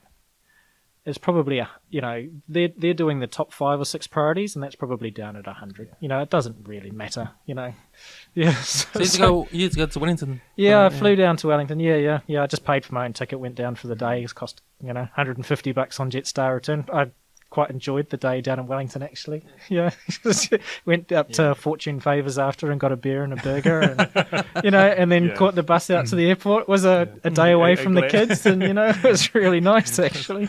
This is my next question for you two. Like, if you reflect back to how WALTAG started humbly and where you guys are now, and what you guys have achieved. You've had your wins, you had your losses. A major win would have been Andrew making the board. And Ben. Andrew and Ben got elected at the last election. Yeah, that's a big deal. That whole journey, when you reflect back, is it all worth it? Yeah. Wouldn't change anything. No, I mean, happy to have been involved and stuff. I would do things differently. And yeah, I'm still keen to be involved and stuff. So yeah, I think it's been worthwhile. I think it has been worth it because we've really raised some, I think, very important issues that the community wouldn't have been alive to otherwise. And I've met some really amazing people through it who I've got a huge amount of respect for, and people like from right across the sort of political spectrum. You know, we're not all united in our politics or our views of the world, but we've got a very sort of like common goal, I suppose. And I think, yeah, like I mean, we would perhaps do some things differently, but I think it's been a really rewarding thing to be involved in. I mean, I know it's been intensely frustrating at times, but and more so for Nick. I mean, Nick, to be honest, has done like the real grunt work on a lot of this stuff, so he's kind of borne the brunt of it. But yeah, no real regrets. It's because I sort of think with these things, well, if people don't raise them, nothing will change, and then you kind of can't complain. It's like that's where we ended up landing. I think at our first meeting was that we had to do something because otherwise these people weren't going to change. No. Like they had no incentive to change. So, and we have seen how I see the trust now compared to what they were like 5 years ago. They're very different. I mean, they're not perfect by any stretch of the imagination, but they are at least more amenable to some of the stuff that, especially Portage has been the biggest probably culture change. I think they've had a change of president. They've had a couple of new trustees come on who are much more switched on, and they definitely seem like the more sensible of the If two. I could have chosen two trustees to swap out of that Portage board, those are the two that left at the last election. So they, Ross Clow went, who was the long-standing president, and then what's his name, Paul Davey, gone. So there's sort of took he was out the racist guy, Paul Davey. Yeah, he had that story in the paper as well. And well, that's actually a really good example. Sorry, it's like I know you're probably trying to like wrap things up, but he went on some like extraordinary rant, I seem to recall, but then the trust couldn't do anything to. He's an elected member. What could they do? Because there was no code of conduct. There was nothing. There was nothing that they could sort of compel him to apologise. Just sort of, I thought this person. Him and his wife, eh? Yeah. They'll be up. They'll have a crack for election again this time, and and they're a decent chance of getting in too. It's incredible. This is this is what local elections are about. You know, you turnouts in the mid-20s. If you can get 10 to 15% of the vote, people voting for you, you're a chance. You'll get 5% just by random chance. And, they go out and they campaign. They hit the streets. They, go and do the things that you got to do to get a few votes. And they know what they're doing. When you write these people off, they always come crawling back, like you say, all the time with like local government. It's just... the political parties that they represent might poll 1% or 2% in the elections where people, pay attention. But local elections, they don't pay attention. No. It's just like, oh, yeah, I know his name. Sounds all right. Yeah. And they've often been involved for such a long time that it's just name recognition. It's just, incredible. When I read your opinion piece, you talked about a little bit of history, right? So you talked about David Cunliffe approaching Helen Clark at the time. She was the Prime Minister to try to keep it going. Keep trust going. Like to me, like I'm thinking, okay, it's probably if you look at the political spectrum, the trust sort of idealism comes from the left. Is it because not they're really. on the charity side of things? No, it's trying to get into business, trying to make. It's not a left-right thing. It's really not. And like you look down south where the other trusts are, they're blue country. They are farming stock. It's deep south, and it's like conservative. So you kind of get that. There's sort of a socialism aspect to it, I guess. Where you sort of think community ownership is a good thing, and I wouldn't want to lose that. So I met with Lila Hari a year or two ago, and she's probably the most union person I've have had, that I know, just right in that union movement, and we got on great.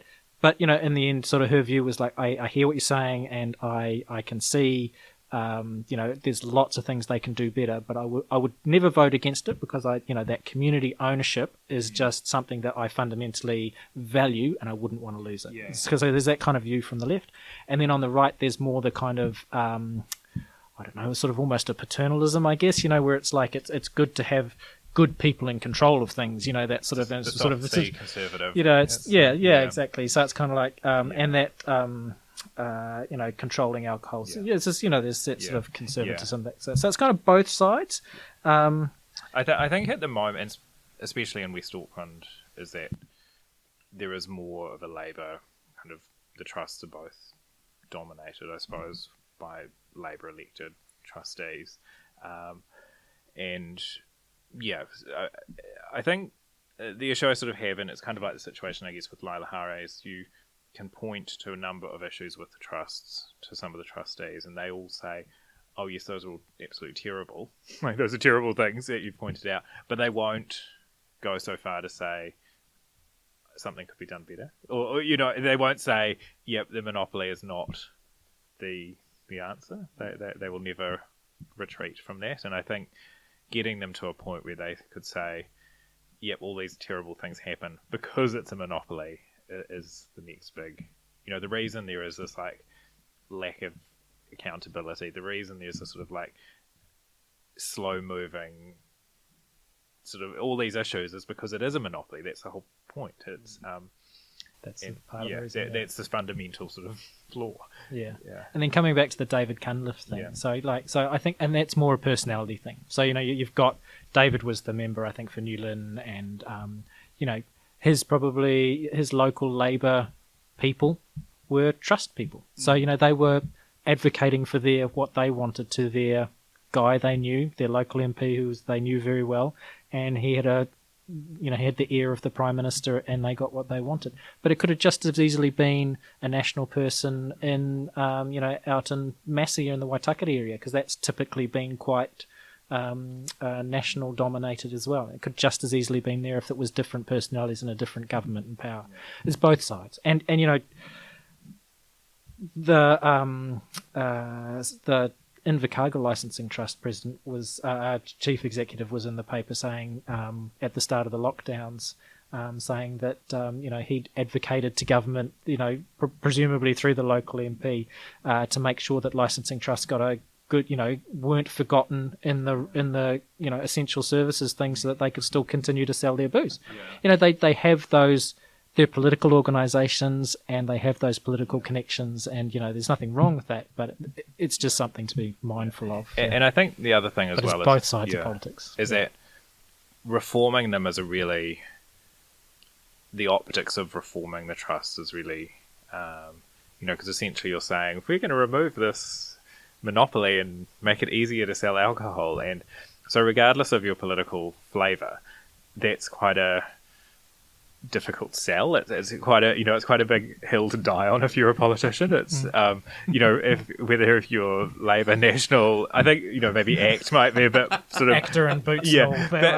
But I can't imagine like Paula Bennett when she was the MP out here being like, yep, I'm really gonna like get in there and kick the trust out. Because the sort of, it is a very emotive topic. It's something that kind of creates a lot of angst for some people, and so regardless of your political persuasions, I think for a politician it's quite a big thing to sort of Do you reckon the status quo is a generational thing? Like the older heads in the board, they're gonna pass away soon. Yeah, well, I mean, I think the population of West Auckland is changing. We're getting a lot of new people coming, and the mindset around the trust being part of the fabric of West Auckland, and it's part of what defines West Auckland and all of that sort of stuff. I think that's a last generation kind of a thing. So people who have moved here in the last 10 years don't have that kind of that. I think so. It will change with generational change. Hopefully, it doesn't take that long. Because we want to enjoy the. We want to be alive to enjoy the the new jazz bar that's going to be down in Henderson. And also, I mean, the thing is as well, like, I think we all want the trust to actually be in a position to adapt and do it in a really good way. That means they're in a strong position to adapt rather than having change kind of like forced on them. It would be better if they did it themselves. And because I think, you know, like, yeah, West Auckland is changing so much. Like, you know, it's a very different, even in the 10 years I've been in Avondale, it's hugely different now to what it was like when we first moved there. And that's happening all over the city. So yeah, but I do hope it doesn't take another 10 years. Do you frequent the Brown Street? What's that? Do you frequent Brown Street? Yeah, it's nice. great. It's great. Yeah, it's a nice place. Yeah, I had my 40th there last year. Oh yeah, yeah, nice. And yeah, it's fantastic, and you know, and that's the kind of place that, you know, it's owned by a couple of young guys who just, you know, wanted to give it a go, and they're doing so well from it. It's a really great asset, you know, for that very reason, because people go there every, you know, like, you know, the people that work there, you know, you know, you're going to see your friends there, and it's a kind of community spot. It's great. Yeah, that's bang on. You know, with Ben and Andrew being in the board, how much impact did they have?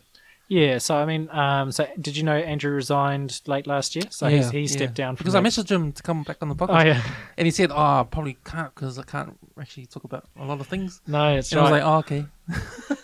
So I think Andrew just ran into a brick wall. Yeah. You know, so that board is the Linda Cooper show, to be blunt, and Andrew and Linda, probably personalities clashed to some extent. Yeah. If you watch the videos of any of those meetings, they did their COVID meetings online, and so there are videos on YouTube, and you wince watching it. Like, Linda's manner is like, Andrew's trying, but you know, he can be a little bit abrasive at times, and Linda's manner is just, you know, to put it bluntly, she's a bully. And you know, she runs the meeting. She has all the control and power, and you know, so and she does, and she, you know, uses it. And I think she's, you know, the way these boards have sort of historically run is they've never had trustees on them that have challenged them. And I think Andrew was probably the first time she'd had somebody that actually said, "No, that's terrible," or you know, like he was actually advocating for something different, and that I don't think was a natural kind of fit for her. Like, so I think we've seen, like, the progress on the Waitakere board has been sort of forced upon them to some extent. You know, they're reacting to outside forces, and sort of not driving the change, sort of just, you know, doing what they've got to do what they think, you know, they need to do to stay, to sort of react to some of the public pressure. Whereas I think the Portage board, you know, they changed presidents, so Ross left, and there's a new president, Pam took over, and then she's ended up leaving just recently too, so they've got a different president again, I think Leanne. It's a much more sort of gentle kind of... It's probably a good word for it. It's a gentler board. And if you look on the map, they got the smaller part of the much smaller. Yeah. And I think it's because it's closer to the city, it's not sort of like as intrinsically tied up with West Auckland identity as perhaps Waitakere is. Yeah, that's true. They're like sort of like a buffer between the city and Waitakere. Because they cover like Avondale, Mount Albert, you know, parts of Blockhouse Bay and through Waterview, and it's just a very different. Especially now that Ross is gone, I think they're certainly not as aggressive as they were. And I guess the residents that live there, like, they're practically on the border between city, and so they can easily like go over to Mount School, totally countdown. Well, you know, and we would consciously avoid buying anything from a trust store because we can, but we can do because we actually have that choice. We're lucky enough to we can go to the countdown in Point Chev or Mount Roskill, or you know, there's actually options for us. Whereas if you're out further west, you have no choice but to go to a trust. Much harder, yeah. Is there an opportunity for Portage to change? So it's like allow alcohol being sold and then no. So then Waitakere is by themselves. No. Or are they work together as one? The two, so each trust is its own entity. So if you changed a trust, you change that whole trust. So you could change Portage and leave Waitakere the same, but you couldn't change part of Portage, and you couldn't. It's not easy to redefine the Or boundaries. change all of. Oh, you could change all of You could change all of Portage. Yep. So the two they are separate. become central, and then Waitakere is by themselves. Yeah, so the Portage Trust is Titirangi and all that kind of that southern edge of the northern side of the harbour, and then through to New Windsor even. See, And when it's, you think about Titirangi, those posh people out there, they want like nice place to. yeah, it's interesting. So Why wouldn't they? Well, some of them do, some of them don't. It's like same as everywhere.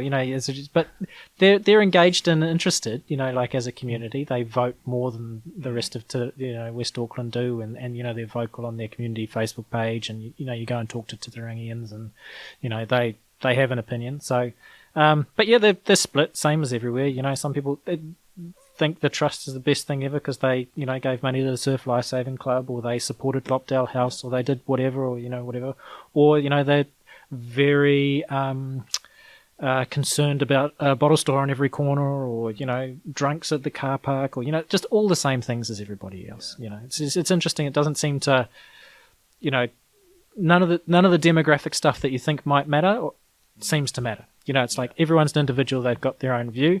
The only thing that seems to matter is that old school Westies, I would say, are more supportive of the monopoly because they've always had it, and they've probably been exposed to 30 years of propaganda rather than 5 years of propaganda. Yeah. You know what I mean? Yeah.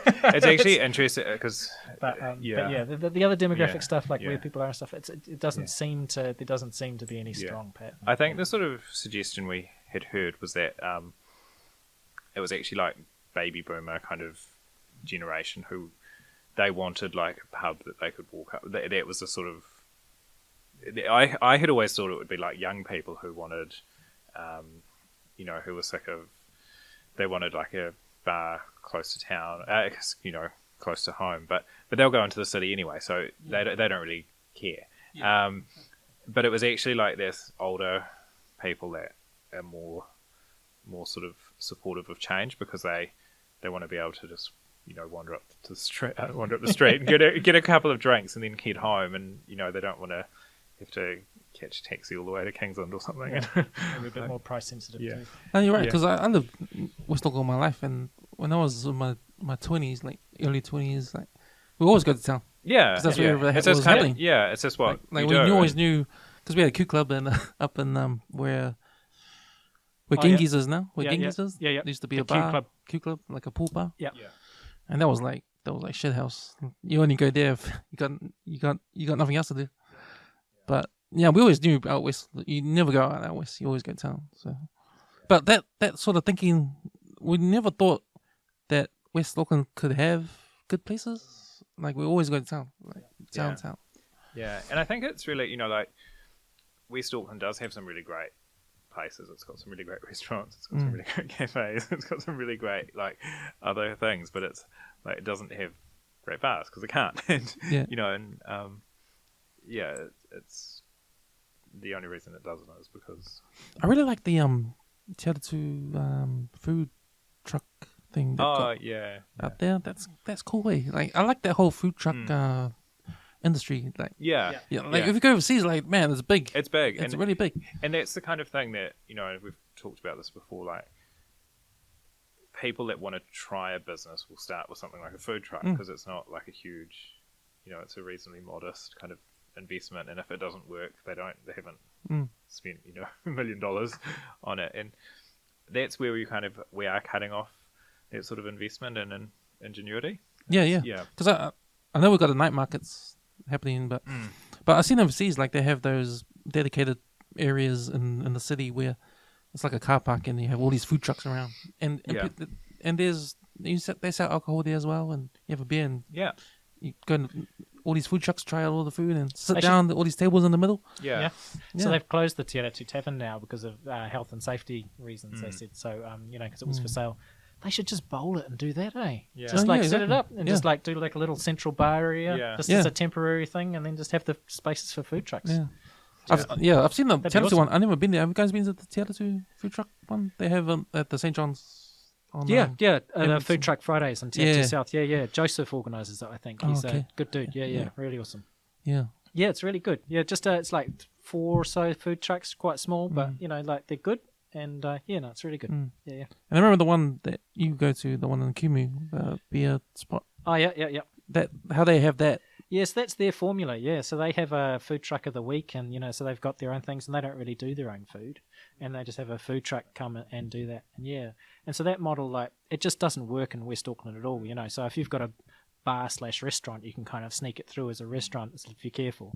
But with the beer spot, they don't sell any food at all, so they're just like not even close. So yeah, that's why they were so supportive of us, and it's like we've actually.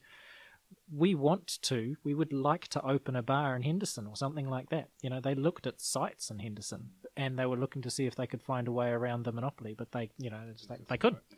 So it's like, it's a business model that they think will work here. It works in suburbs. I thought about that. I thought about if there was a place in Henderson Town Centre down there, like a good place would be where Tony's restaurant is. Like that old place. That's an old place. Like if you go in there, like can't get rid of Tony's, mate. You can't get rid of Tony's, but you can do it up. You can make it like something. Yeah. It's right in there. It's right next to the mall. Yeah. And the thing is, like, they're spending so much money doing all these town centre upgrades and things, but if the things that actually make them, the things that draw people to them are missing, like, it doesn't matter how much money you I reckon there's entertainment. I reckon. Yeah. See, West Auckland's got a good opportunity to make it like an entertainment hub. Yeah. Separate from the rest of Auckland, because you can have like these places. You can like say we've got to deal with Hangar, right? Hangar, Good Home, Black Salt. If we have a like entertainment scene, like bands, like jazz bands, or even I don't know, like any kind of band, like. If you build that community, the band community up, and just have these guys go to these places and perform live, and just have the bars open up to get, because I know West Auckland's got a lot of talent with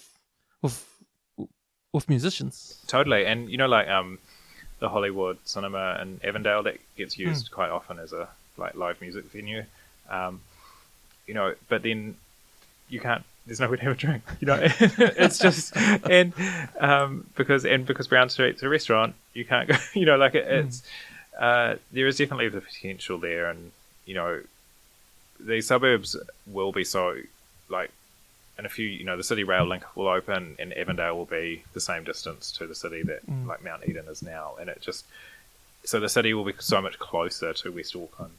So, you've already seen that now. Yeah. I mean, if you go to Glen Eden, look at that big apartment building that's been built right outside the train station. And Glen Eden is like, man, it's asking for something like a, totally. like a spot, for them to come and the community to come together. And, So for sure. Like places like Glen Eden, it's got a train station right there. But somewhere in West Auckland, like on that train line, somewhere's got to just sort of establish itself as the place to go in the evening, and it's just so I mean at the moment I guess it's New Lynn with brickworks, but it's like there's not a lot of character there, No, it's sort of the same. You get the same feeling if you walk in Hangar to these places, They're corporate. They feel corporate, eh? Yeah. Feel corporate. Yeah, you can't have that relationship with the bartender that I'm asking for. Yeah. That we're all asking for. You basically just want a free drink. Yeah. Not just one. Yeah. So hey guys, WALTAG, what's up with WALTAG now in the future? Like, I know you guys lost that with the signatures. Is that just a bump in the road? You guys gonna? Yeah, we'll see what happens. But our focus at the moment is the election. So we got elections this year. We're on the hunt for candidates. So I think nominations close in about a couple of months, 6 weeks, couple of months. So we've got a few of us who are keen to run, but we'd like to have more. So we're just on the lookout for candidates, and then we'll have a crack. I mean, ambition is to take over those boards, take control, so get a majority on a board, and then we can trigger a referendum and make the trusts better. So most definitely. And this time around, is there going to be cause obviously you guys learned from the past, like you guys going to come out with a different approach this time, or more of a? I think we learnt a lot last time in the elections. So we had been very much focused on the petition right up into the last minute last time, and because we tried to get enough signatures to get it in with the election, And yeah, so it was sort of like, all right, once we realised we hadn't made it, then it was like, all right, shit, elections coming up, let's run some candidates. So we didn't really know what we were doing. We didn't have a lot of time to organise. So I think we'll do a better job this time, but it's local elections, and no one gives a shit. So, there's only so much you can do. We'll put signs up on the side of the road. We'll do, it's not that big a deal. And, people don't, and on the hierarchy of local elections, it's a mayor, councillors, local board, licensing trust is probably at the bottom, So you got to keep it in perspective. The power trustees, I think. Oh yeah, we're a little bit above them. Yeah. Because there's nothing, the technology side of things. Because that you guys, I think you guys are held hostage to the way they vote with the post thing. That's that's hard to do, man. Like you it's hard to tell someone, oh yeah, you got the voting papers in your mail. Yeah. You got to fill it out and you got to go to the library and put it in yourself. I mean, come on, no one's gonna do that unless you're 75 or plus. Yeah, and that gives great power to the the incumbents and the ones that the ones that have party support. They've got I know the Labour Party have lists of people that they ring up and remind them to vote. So they just they're on the phones. They're on the phones all Saturday morning telling people hey your voting papers should have arrived this week.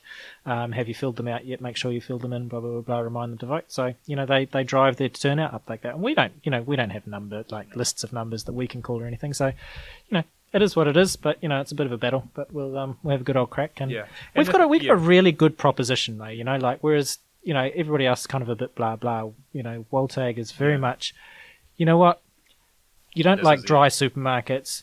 There's no good pubs. Prices are too high. This is your issue.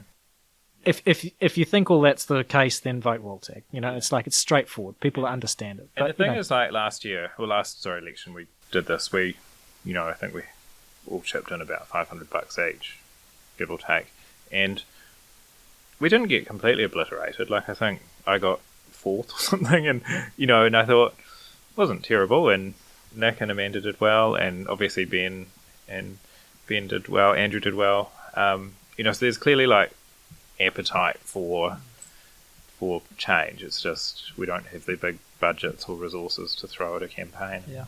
So we chipped in $500 each, and we had a little bit of fundraising as well. So I think we spent $700-800 per candidate, whereas Linda Cooper spent $35,000 on her campaign. So she's running for council, of course, different to just licensing trust. But that's what you're up against. So and Warren Flaunty's on the radio, advertising with his radio ads, and Linda's got the massive billboard up on Henderson's main street. It's like, well, we'll put up half a dozen signs. I know in America they have these little political groups that you can just go get their support, and they already got the votes for you. Oh yeah. Do we have that? No, I don't think so. No, I mean, there's talk of you go and talk to a church or whatever. The church leader will tell the congregation which way to vote and stuff. But again, we're just not hooked up into any of that stuff. So go ask the Catholics. Yeah, go into wine and and exactly. I think if we went to the real churches, wine for communion. Communion, they have a real wine. Yeah, don't go to Christians because they have grapefruit juice. No, and I mean, you could go to the sports clubs and stuff and try, but again, the trusts have kind of got them stitched up a bit because they give them money, and you're loyal to who gives you money to, so who gives you money, so yeah. It's tough, but but we'll be all right. No, I feel like we've got a real shot at, as Sam said last time, with not much time and organising and not much effort and not much money put into it or anything. I think. We're 2 elected. Noel missed out by 100, and the rest of us were about 500 or 400 to 500 short of getting elected. It's not many votes. So just what we learnt, and we'll do a bit better of a job this time. And we just have to do a little bit better. And hopefully we'll get a few of us on each board rather than just one. Yeah. And you're going to go for it too, Sam? No, I think no. I've probably overcommitted myself to other things. So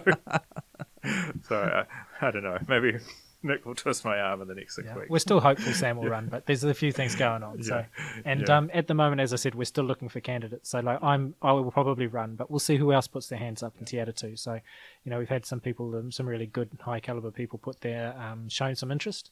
So we'll see if they come through, and if there are better people than me to sit on that board, then I'd happily stand aside too. I don't have really any personal ambition to be on a board, to be honest. So, yeah. That's cool, guys.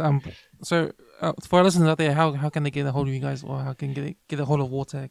Yeah. So you can go to our website or find us on Facebook. So the website is trustaction.org.nz, and if you just look on Facebook for West Auckland Licensing Trust Action Group or WALTAG, it'll come up. Hashtag let West Auckland choose. Any of that stuff will find us. So reach out to us through Facebook, Twitter. Or email us on from the website. Yeah, just feel free to send through any questions or anything as well. Yeah. Cool. Yeah. Thanks, guys, for coming on board. All right. No, thank Hope you guys so much. had fun. Yeah. Thank you, Cam. All right. Cheers. Thanks, Cam. All right. Awesome. Okay, Thanks, mate. See you.